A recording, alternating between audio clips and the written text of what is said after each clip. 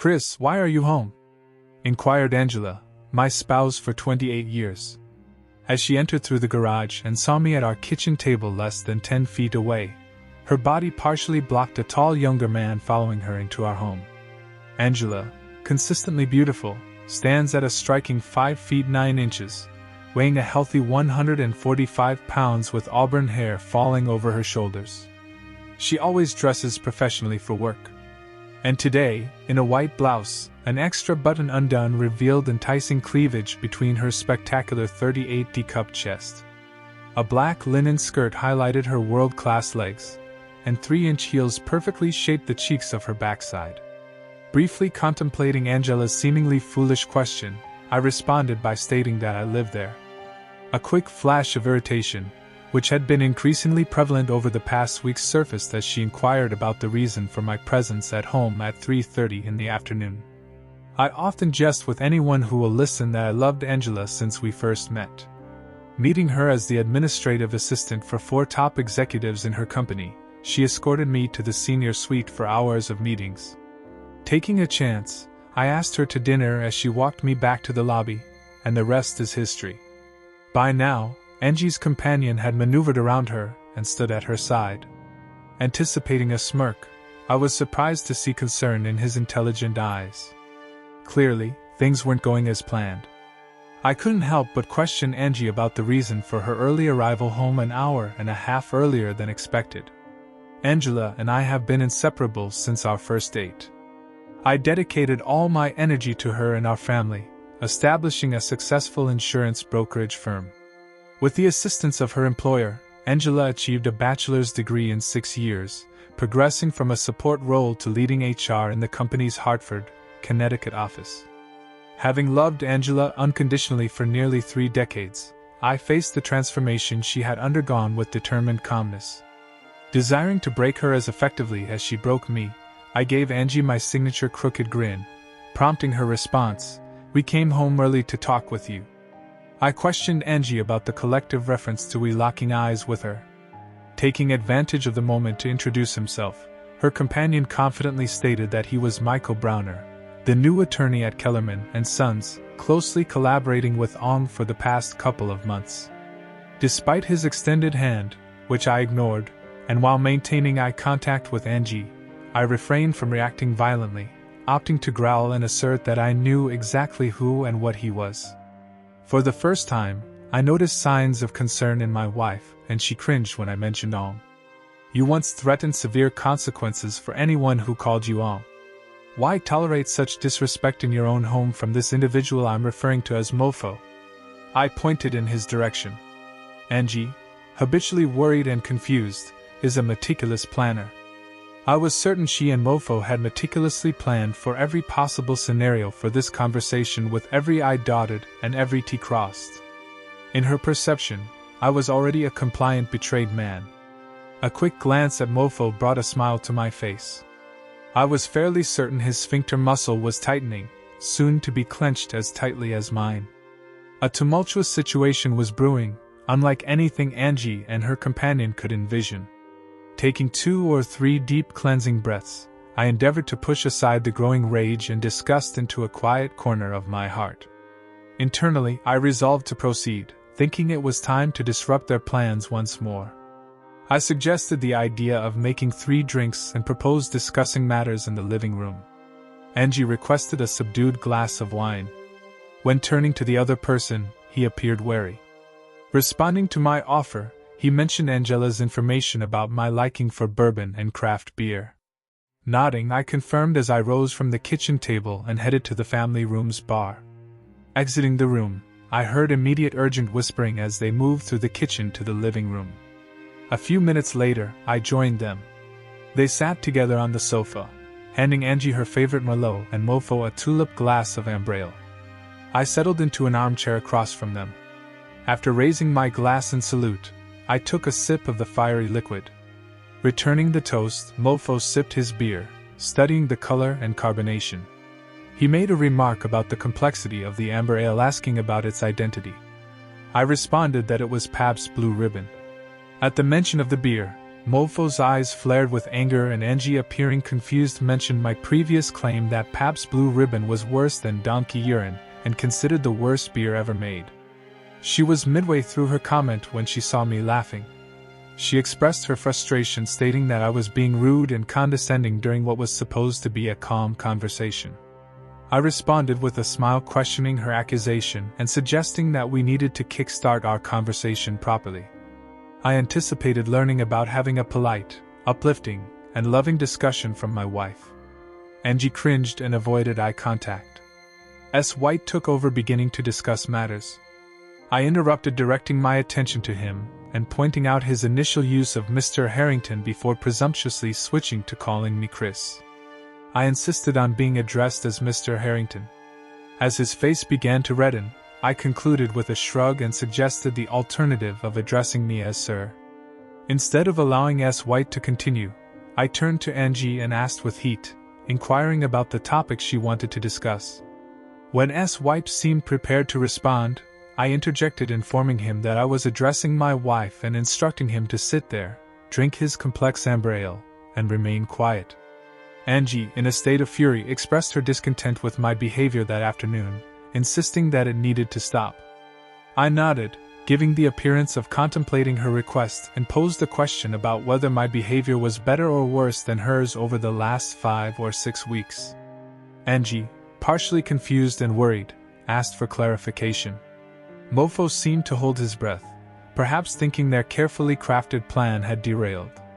Locking eyes with Angie, I revealed that I was disturbed, expressing my uncertainty about what upset me more, her involvement with someone else, or her treating me like an imbecile.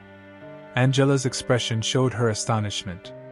Her eyes narrowed and she, in a hushed voice, mentioned having more friends at my office than I did.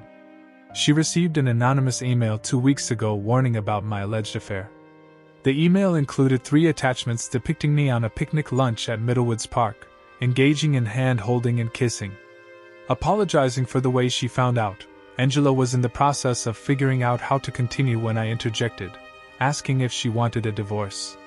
She responded negatively, moving to the edge of the couch, leaning forward, resting her elbows on her knees, and passionately expressing her love for me.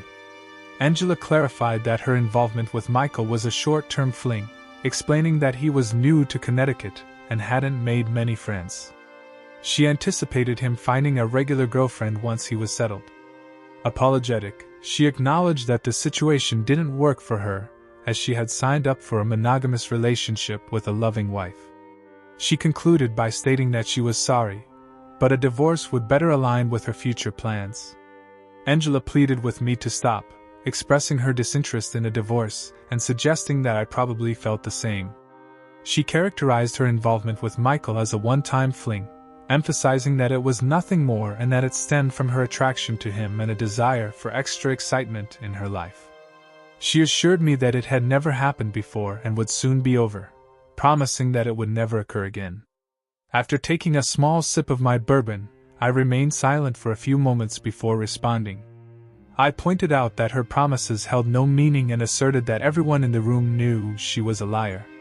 Anticipating Angela's reaction, I continued, questioning why I should believe this was her first affair and suggesting that it could be her 51st. I urged her to think about our shared efforts in building a family and mentioned that with Kelly married and contemplating starting her own family, we could now slow down and plan for a wonderful retirement. I expressed the belief that in a few years, my fling with Michael would be long over and forgot. I rose from my seat and without inquiring if anyone desired another drink, walked to the den and replenished my glass. I was certain my lack of courtesy did not go unnoticed by the 2 individuals in the living room. Upon my return, I observed them huddled together and engaged in a whispered conversation. Mofo sought permission to speak, asking if he could express a few things. In response, I allowed him the floor with a disgusted reply. After gathering his thoughts, he conveyed that Angela was correct in characterizing their relationship as a short-term fling. He expressed regret for getting involved with a married woman, emphasizing that it was something he had never done before. Acknowledging the connection they shared, he spoke about Angela's exceptional qualities. While understanding my mention of divorce in the heat of the moment, he cautioned against it in the long term, noting the decades we had invested together, and advising against throwing it away. Additionally, he mentioned Angela's initial concerns about the prenuptial agreement, suggesting its vulnerability due to its age and changes in the legal landscape. He dismissed its enforceability, claiming proof of infidelity was lacking.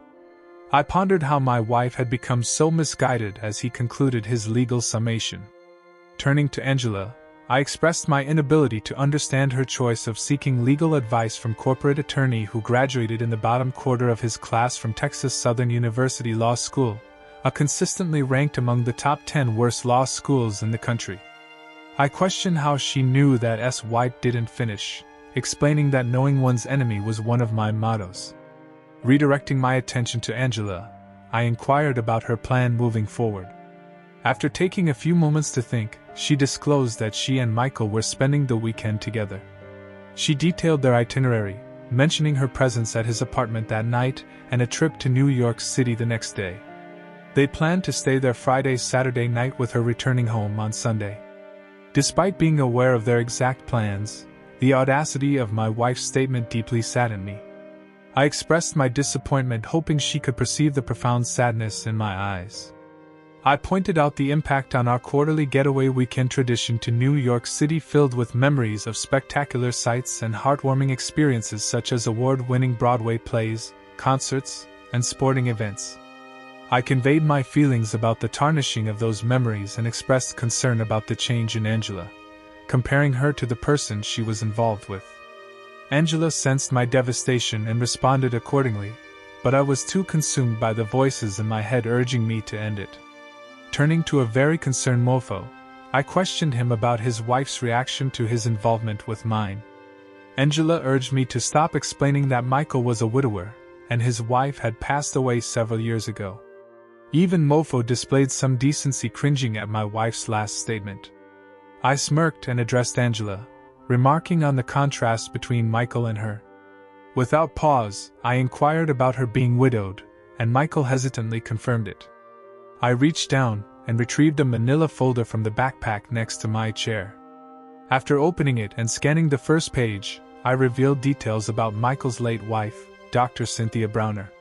She was an emergency department surgeon at Ascension St. John's Hospital in Detroit with a husband, Michael, and 2 daughters, Katie and Lacey.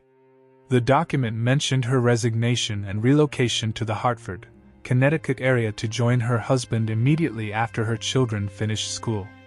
Despite my dissatisfaction with my marriage, I couldn't help but find the look on Angela's face amusing. Angela confronted me about the revelation, asking if I had lied to her. In response, I couldn't contain my laughter, expressing amusement at the situation of a cheat and a liar accusing each other of dishonesty. Michael intervened by reaching out and cupping Angela's hand. Just before I could protest, anger boiling inside me, I realized something unsettling. I just didn't have the energy to care anymore. Angela's companion, On, began apologizing, confessing to his deceit and professing his desire for her. It was sickening to hear. He stood there holding her hand, making plans for their future together, as if I didn't even exist. Angela, after a brief moment of contemplation, took his hand and turned to face me, promising to cut ties with Michael and return to being the loving wife she claimed to be. As they exchanged words, my heart sank further. It was like watching my world crumble before my eyes. Finally, I gathered the strength to speak up.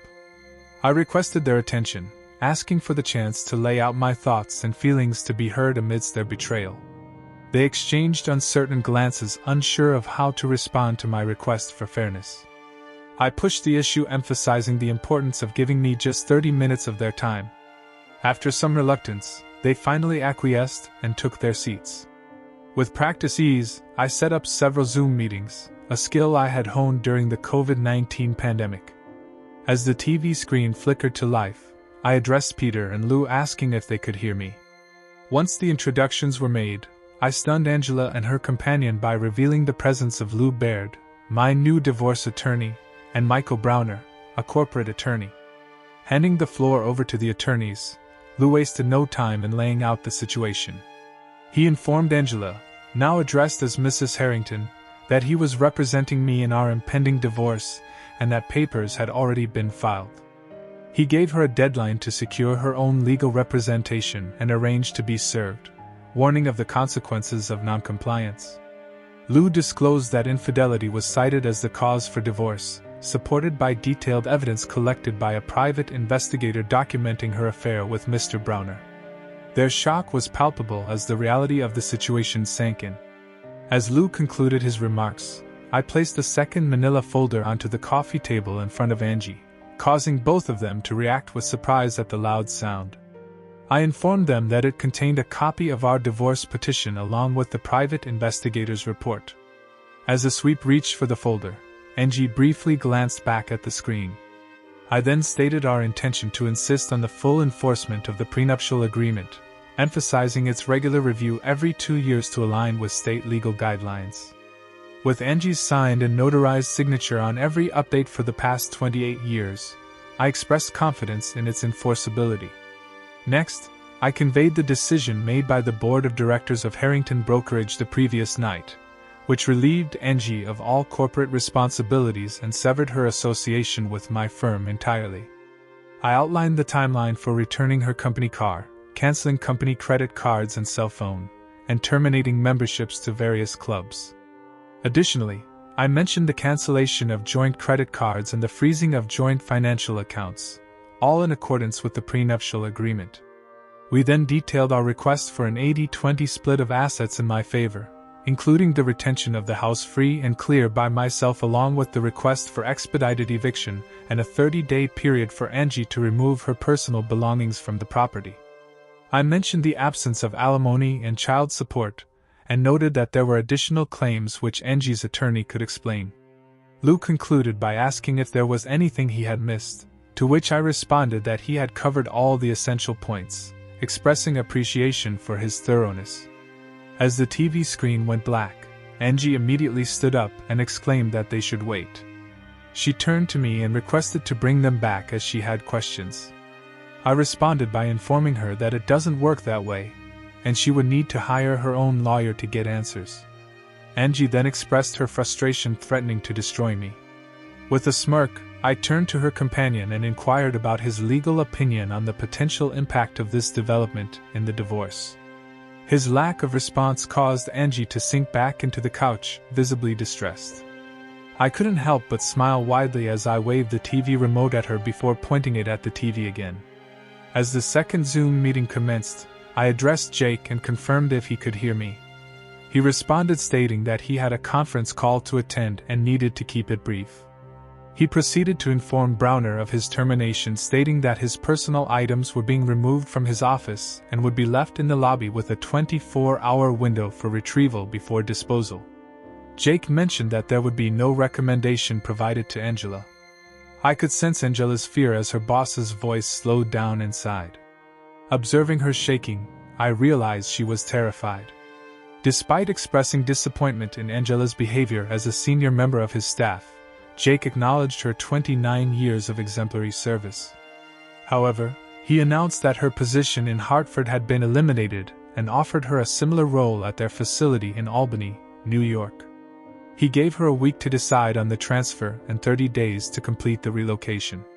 The screen went blank again, leaving Angie in tears while her companion slouched back on the couch. I was purposely smirking at Mofo. When he saw me, his rage started to build. He was younger, bigger, and I'll guess stronger. Unfortunately for him, he was as stupid as a bag of rocks. As Mofo was ready to explode, I once again waved the remote, pointed it toward the TV, and pressed a button. The screen lit up, and I asked, "Dr. Browner, can you hear me?" Mofo and Angie sat in stunned silence. They were white as ghosts, and their mouths were hanging open. The face of a beautiful blonde filled the screen. Cynthia addressed Michael, informing him that she had filed for divorce and that he should expect to be served in the coming days. She stated her intention to remain in Michigan with their children and mentioned that she had managed to retain her position at the hospital. Michael pleaded with Cynthia, asking her to reconsider and suggesting that they could work things out, insisting that his affair was just a fling. The expression on Cynthia's face as seen on the screen indicated her disgust.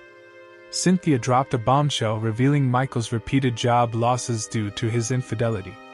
Her additional investigation following Chris's prompt painted a damning picture. She listed off the names of Angie's associates, detailing Michael's affairs with each of them. Angie remained silent as Cynthia laughed off any expectation of an answer, declaring Michael unwelcome in her home and requesting his address for his belongings. As the screen faded to black, Michael's threat sent a surge of adrenaline through me. Without hesitation, I retrieved my Colt .45, aiming it squarely at him. The sight of the weapon seemed to physically stagger Michael, but I didn't flinch. I laid down the law, giving him a choice: leave or stay quiet. His silence was the only acceptable response, and thankfully, he chose to comply. Turning back to the screen, I caught sight of Angie's tear-streaked face, her anguish evident. It was a gut-wrenching sight that stirred a mix of empathy and resolve within me. Angie disclosed that she had been seeing a counselor for the past 2 weeks, which prompted her to groan and cry. She expressed frustration, remarking on the irony that despite her actions, she was the one seeking mental health support. I responded with a laugh, acknowledging the absurdity of the situation. Later, I recounted to Angela an insightful question posed by Dr. Waters during our counseling session. She asked whether I understood the saying, "Love is blind," which struck a chord with me. I reflected on how my love for Angie had blinded me to her flaws, even to the point of ignoring her infidelity. Despite everything, I conveyed the depth of my love for her, expressing doubt that she would find anyone else who loved her as intensely as I did. Angie, still visibly upset, explained that she intended to continue seeing Dr. Waters, emphasizing the importance of having someone trustworthy to confide in, especially after such a traumatic experience. She expressed disbelief at the extent of the humiliation and disrespect she endured from someone she loved deeply. However, she remained optimistic, stating her determination to overcome the hurt and move on from the relationship. Angie mentioned discussing her plans for the day with Dr. Waters, who had reservations about seeking revenge, but approved of the first 3 Zoom meetings as a form of payback. However, Dr. Waters advised against the next Zoom meeting, fearing it might set back Angie's personal recovery due to the emotional pain it could cause. I've considered it, and will acknowledge that Dr. Wilson is probably correct. The upcoming Zoom meeting is likely to do more damage than good, but I don't care. This meeting will hurt me, but it will cripple you. As I held up the remote for the 4th time and waved it at Angie, she shrunk back into the couch. In a panic, I pointed it at the TV and pushed the button. All eyes were riveted to the screen, and when the face appeared, Angie expressed distress, murmuring in anguish. Chris' daughter Kelly then expressed her love for her father, prompting him to reciprocate. Angie cried out, questioning how Chris could treat her so poorly. Kelly interjected, revealing that she had overheard Angie's conversation with her boyfriend and was aware of their actions and plans. She expressed her disappointment and disgust towards her mother, calling her actions grotesque and pitiful. Angie attempted to justify herself, but Kelly remained firm, asserting that Angie's behavior was selfish and self-absorbed. Angela expressed her deep loneliness to Kelly, explaining how much she missed her since she moved away. Kelly, appearing perplexed on the screen, questioned if Angela was blaming her for her own troubles. Angela denied this accusation, insisting it wasn't what she meant. Despite Angela's plea to come to Boston to talk, Kelly rejected the idea, citing Angela's plans to be with her new boyfriend and their private celebration nearer to Cape Cod. Kelly revealed her pregnancy and her intention to celebrate with those who bring love and happiness, not the negativity that has consumed Angela's life. Angela, asserting her maternal authority, demanded an invitation, but Kelly firmly refused, seeking a celebration devoid of the turmoil Angela represents. For the 4th time, the screen went blank while Angela sat visibly upset. I stood up and discreetly placed my pistol at the back of my pants. I announced that I was going out for dinner and would return in 2 hours. Addressing Angela, I requested her to pack her belongings and essentials, informing her that she wouldn't be allowed back until the court responded to my divorce petition, a process expected to take about a week. Turning to Mofo, I reminded him of my capabilities and gave him 3 days to leave the state, warning of severe consequences if he remained by Monday. As I pulled open the front door, I glanced back at the defeated individuals and mentioned the supposed beauty of the upcoming weekend in New York. Second story. My name is Jim Reynolds, and I'm now 56 years old, standing at 5 feet -8 inches, maintaining decent shape. I've been married to Kelly for 22 years, whom I believe to be my life and soul partner. Kelly, 45, with blonde hair, blue eyes, and standing at 5 feet -2 inches, is built for love-making. I cherished love-making moments with her whenever we were alone, although there were times she didn't reciprocate the favor. I spent 8 years in Special Forces right after high school, mastering explosives, followed by 6 years in engineering school.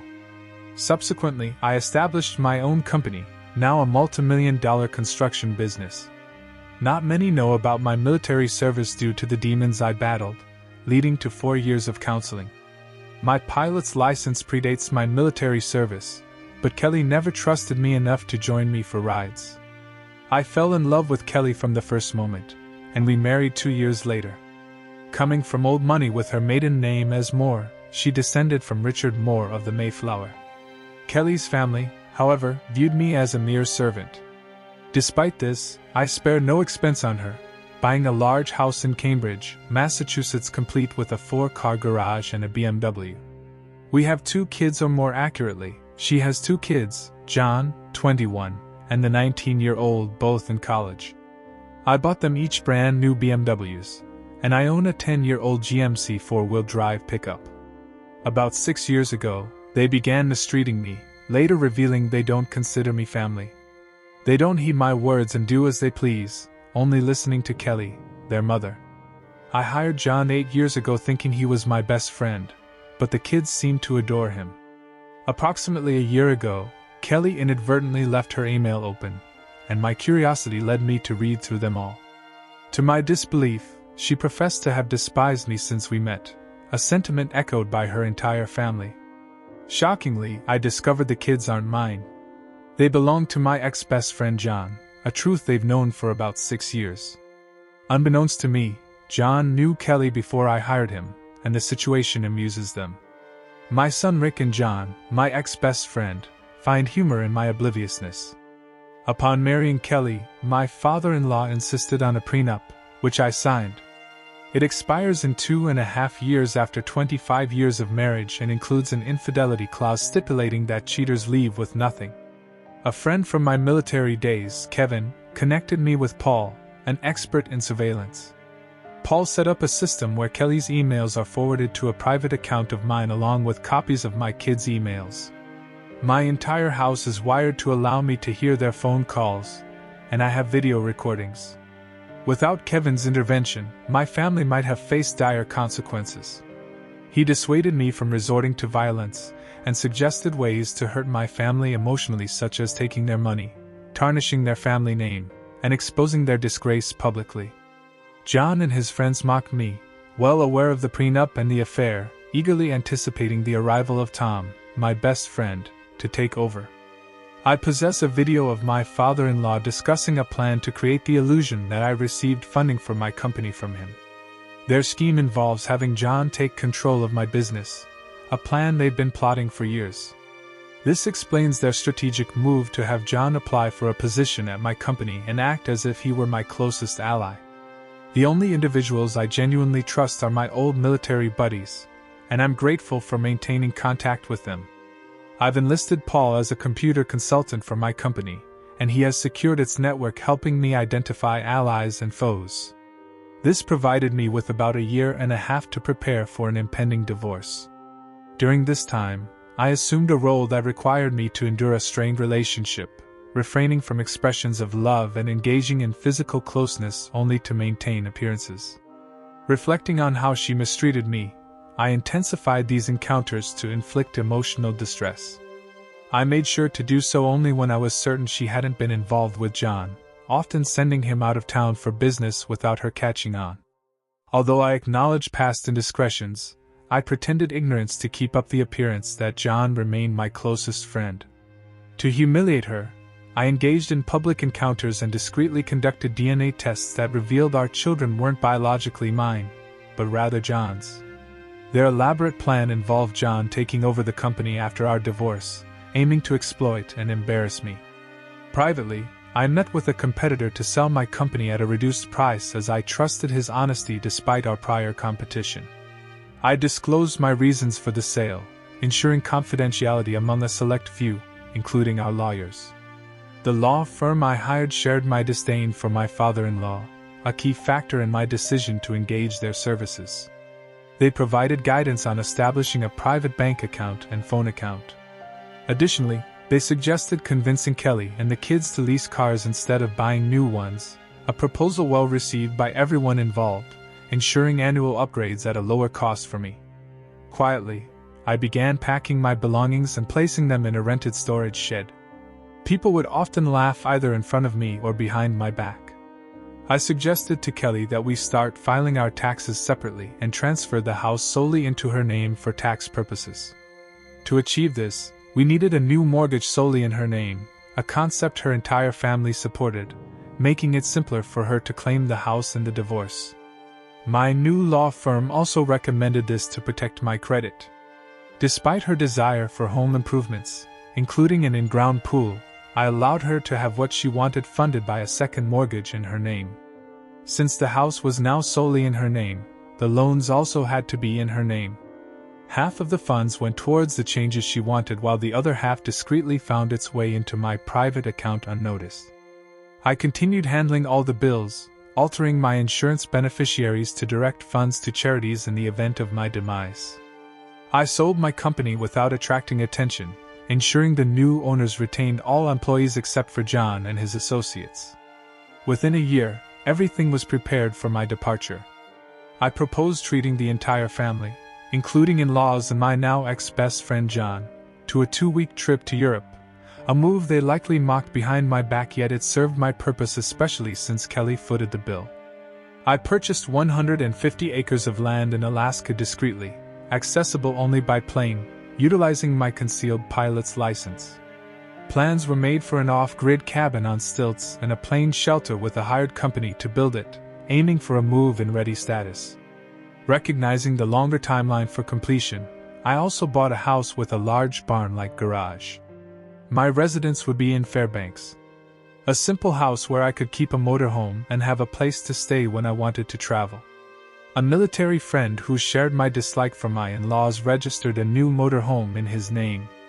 Despite his reluctance, I insisted on compensating him and my other friends for their assistance.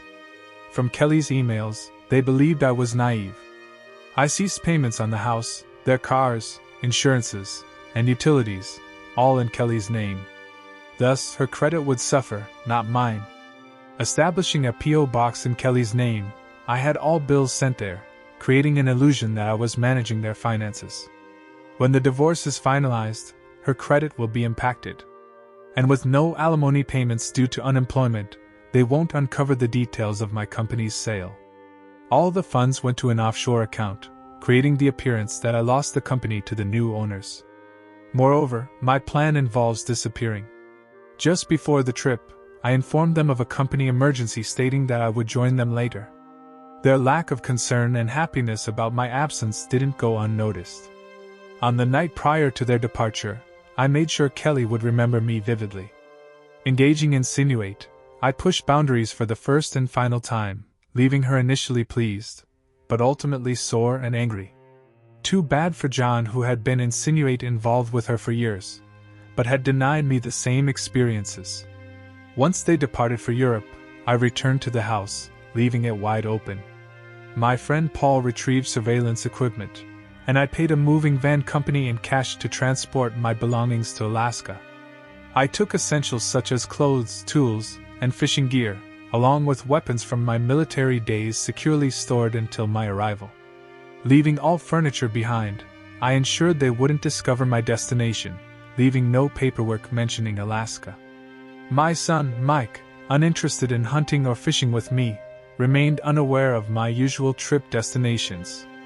I retained my old phone account to keep Kelly oblivious to my plan, intending to close it out in about a month. Upon departure, I left my old phone with a colleague, instructing him not to answer calls from my wife but allowing him to make calls for a month. Subsequently, I visited my in-laws' house with my keys, turning on all lights. Utilizing Mike's laptop, I posted on a college website about a week-long college kegger party at their house, anticipating potential chaos. Recognizing their frugality and preference for John, I closed all bank accounts and canceled credit cards from both my wife's and my accounts totaling $50,000. I sold my truck to a car dealer and after 3 days departed for Alaska without disclosing my destination. Monitoring events through my wife's emails, no one, including my wife, kids, in-laws, or ex-best friend, made any effort to inquire about my whereabouts. They enjoyed thinking everything was my responsibility, unaware that my wife, Kelly, was the one funding it all.